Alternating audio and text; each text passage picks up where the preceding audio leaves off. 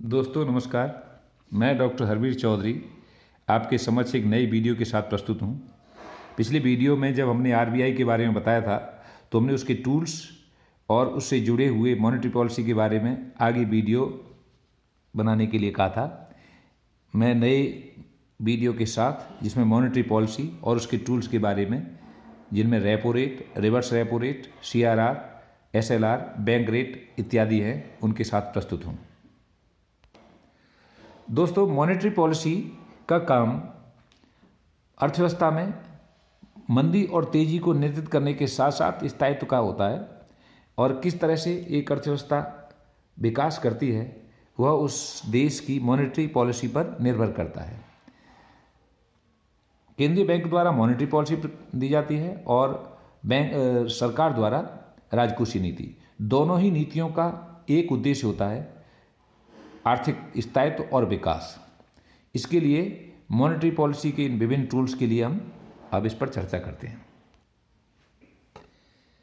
Reserve bank of India Bharat का केंद्रीय bank है। इसकी स्थापना हिल्टन यंग कमीशन की सिफारिशों के आधार पर आरबीआई एक्ट 1934 के अनुसार 1 अप्रैल 1935 को हुई।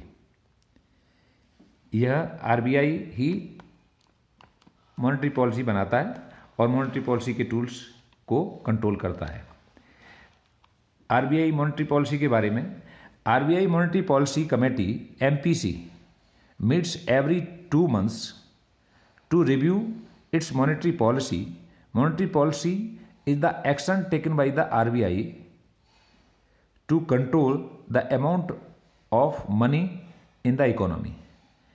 आरबीआई इकोनॉमी में, किसी अर्थव्यवस्था में मनी के नियंत्रण और नियमन के लिए काम करता है। RBI has several monetary policy tools at its disposal to influence the money supply. They are repo rate, reverse repo rate, CRR, SLR, bank rate etcetera. अब हम एक एक टूल्स को लेंगे, जिनमें पहला रेपो रेट। रेपो रेट व्यापारिक बैंकों द्वारा अपनी रोजमर्रा की आवश्यकताओं हेतु reserve bank of India RBI से जो कर्ज लेता है, बैंक इस लोन पर आरबीआई को जिस दर पर ब्याज देता है उसे रेपो रेट कहते हैं। अर्थात व्यापारिक बैंक अपनी रोजमर्रा की आवश्यकता के लिए आरबीआई से जिस दर पर उधार लेते हैं उसे हम रेपो रेट कहते हैं। वर्तमान में यह दर 4.40 है। रिवर्स रेपो रेट व्यापारिक बैंकों के दिन भर के कामकाज के उपरांत जो रकम बच जाती है वह उसे आरबीआई के पास रख देते हैं। इस रकम पर आरबीआई व्यापारिक बैंकों को ब्याज देता है। इसी दर को हम रिवर्स रेपो रेट कहते हैं, जो वर्तमान में 3.75 है। यह एक तथ्य है कि रेपो रेट हमेशा रिवर्स रेपो रेट से अधिक होती है। कैश रिजर्व रेशियो, सीआरआर, नगद कोष अनुपात। नगद कोष अनुपात के बारे में यदि हम जानें तो आरबीआई के नियमों के अनुसार प्रत्येक बैंक को अपने कुल कैश नगद रिजर्व का एक निश्चित हिस्सा आरबीआई के पास रखना होता है, जिसे हम नगद आरक्षित अनुपात कहते हैं। यह दर अनिवार्य है जिस दर को कमर्शियल बैंक अपने पास भी रख सकती है, जिसका नियंत्रण आरबीआई के पास होता है, और इस राशि को कमर्शियल बैंक उपयोग नहीं कर सकती। वर्तमान में यह दर 3% है। स्टैट्यूटरी लिक्विडिटी रेशियो, एसएलआर, सांविधिक अथवा वैधानिक तरलता अनुपात। यह अनुपात के बारे में व्यापारिक बैंकों के पास उपलब्ध जमा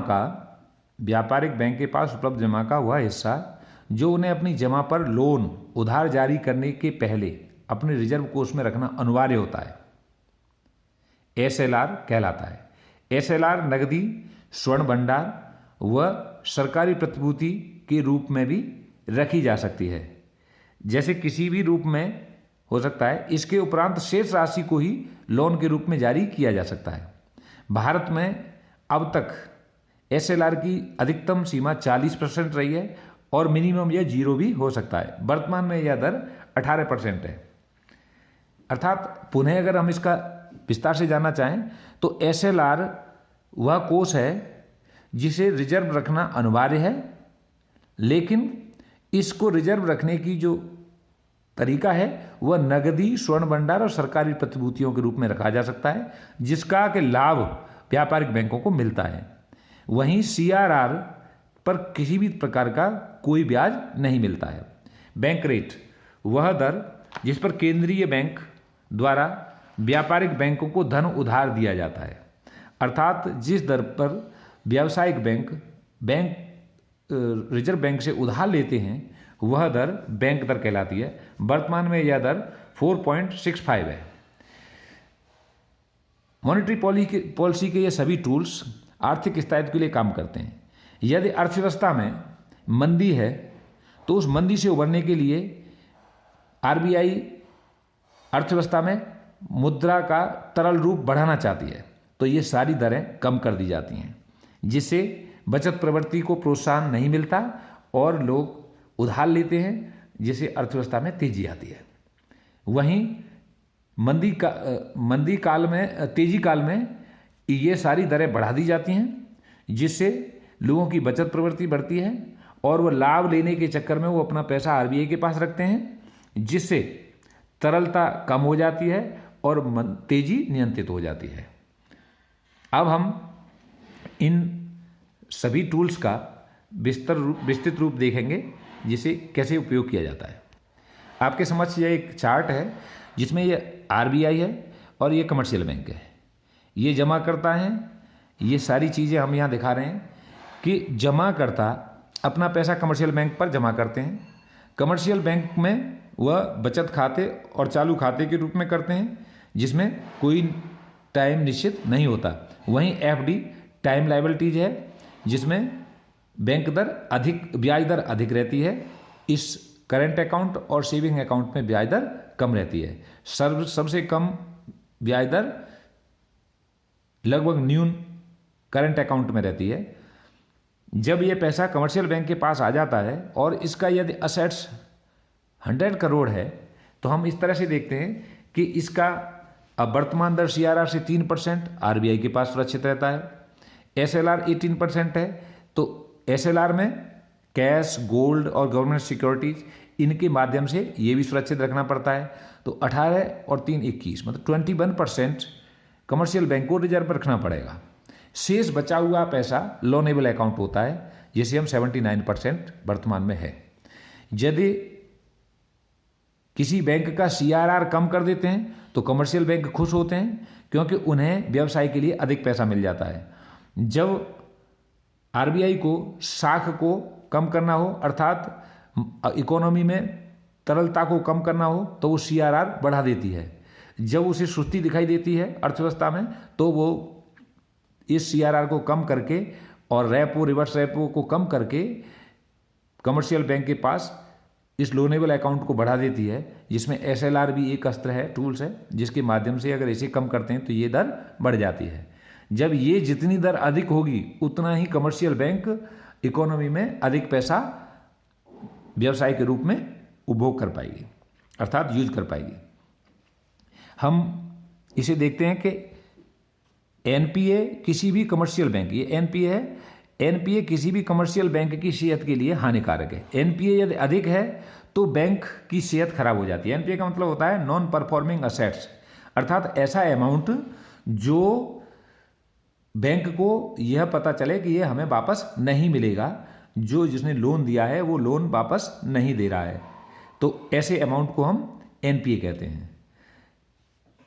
कंट्रोल इन्फ्लेशन, अब हम अगर RBI की पॉलिसी को देखें तो ये कैसे कंट्रोल करता है कि यदि इन्फ्लेशन की स्थिति है तो interest rate, SLR, repo rate, reverse repo rate, CRR बढ़ा दिए जाते हैं, जिसके बाद लोनेबल अमाउंट कम हो जाता है, जिससे ये दरें जब ऊंची होती हैं तो लोगों की जो लोन डिमांड है वो भी कम हो जाती है। लोन डिमांड कम होने से उत्पादन कार्यों में भी धीमी गति आ जाती है और प्रोडक्शन भी कम होता है, और इससे मार्केट में सुस्ती आती है और इन्फ्लेशन को नियंत्रित कर लिया जाता है।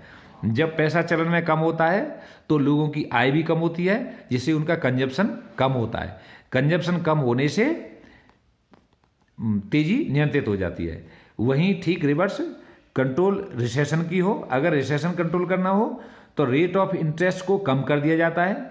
ये रेट ऑफ इंटरेस्ट हमने दिखाया है, लिखा नहीं है, कंट्रोल कम कर दिया जाता है। और मनी लोन डिमांड को बढ़ा दिया जाता है, अर्थात रेट ऑफ इंटरेस्ट जब कम होगा तो डिमांड बढ़ जाएगी।